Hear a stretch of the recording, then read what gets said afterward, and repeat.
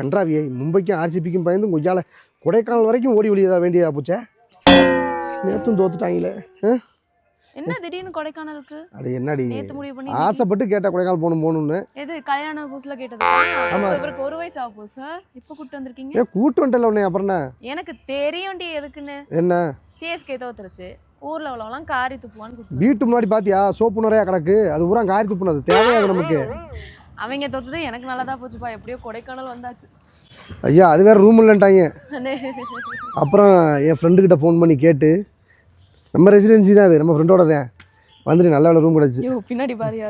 ஏன் இங்கே பாரு என்ன நீங்க இங்க அது ஒன்றும் இல்லை. இன்னைக்கு மும்பைக்கு மேட்ச் இருக்கு, நீங்க இங்க என்ன பண்றீங்க?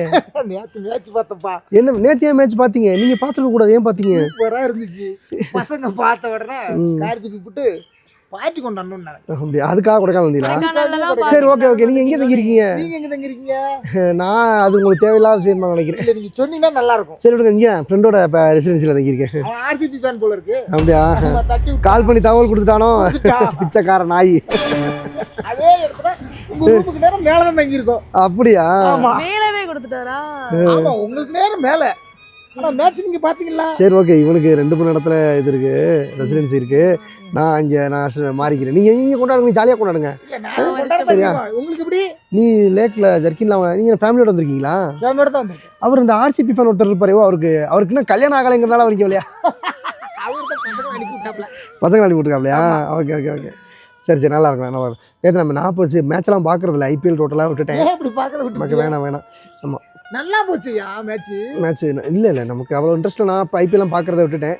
ஆமாம் நேற்று ஒரு வேளை அடியப்போ ஜெயிப்பாங்கன்னு சொல்லிட்டு இந்த ஜர்க்கி இதில் எடுத்து போட்டேன். தோத்த உடனே அப்படியே அதை கொடைக்கானல் பிளானாக மாற்றி இங்கே வந்துட்டேன். உங்களுக்குலாம் மானமே இருக்காதா?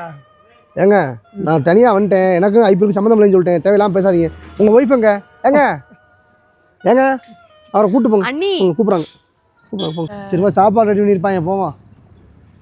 அவ்வளவுதான். அவன் கூட பாரு சிஎஸ்கே ஃபேன் தான், உங்களை ஆர்சிபி வந்து போய் சொல்கிறாரு. ஜெயம் பேலஸே மஞ்சள் கலரில் எழுதிருப்பாரு. இங்க இருங்க, எம்எஸ்டிக்கு பதிலா எம்எஸ்கேன்னு போட்டிருக்காரு. அவர் எம்எஸ்டி ஃபேனுங்க, அதனால எம்எஸ்னு போட்டு பக்கத்தில். அவர் பேர் என்ன? குமாரா?